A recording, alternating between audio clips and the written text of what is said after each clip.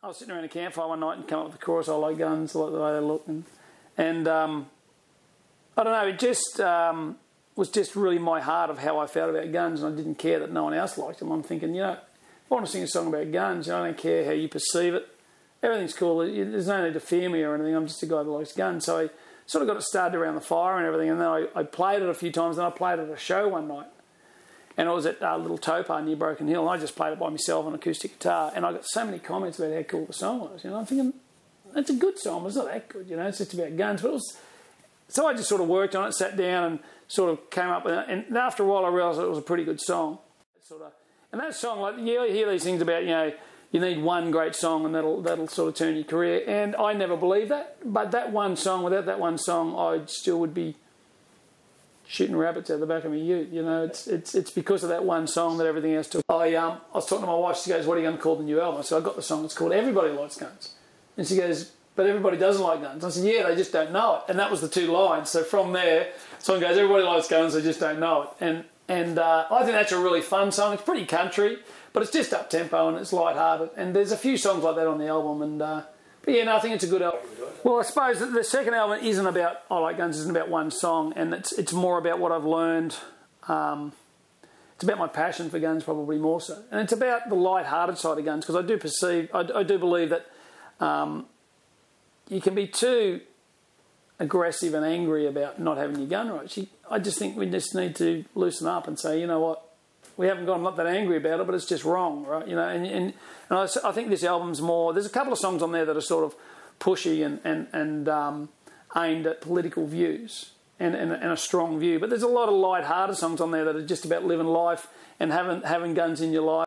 And I moved to Broken Hill, but my dad was a minister there at a church, so we moved there for his ministry, for his church and everything. And he was a bit of a shooter himself, so he grew up on a farm over here at Molong and a few other towns around the place. And he was a bit of he was a pretty keen shooter even back then. So we used to go rabbit shooting with my brothers. I had 3 older brothers. We'd go rabbit shooting foxes and everything.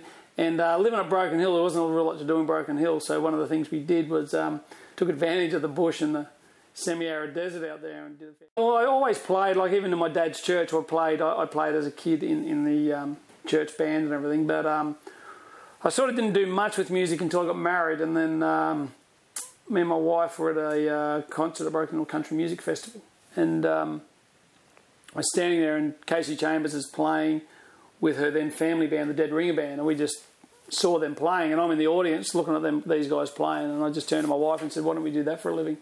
And she said, "Yeah, no worries." A bit of a career, but we learnt together, like me and my kids just learned how to play together. I knew how to play guitar a little bit, but me and my wife and my kids just got some instruments and went for it, and just played at pubs and clubs all around Australia. And there is nothing wrong with them. Like if you've got guns and you're not doing anything wrong with them, then the restrictions shouldn't really apply. And people say, well, we shouldn't have full auto and you shouldn't have semi-autos and you shouldn't have this because you could do this. But if there's no chance of you doing that, which is what happened, which is the perception in America, and they're very strong on we're not about gun control, we're about crime control. And when you can get your head around that, when you realise that it's not, guns are no different than many other things. Sure, they can be used for killing, and sure, they can do this and they can do that.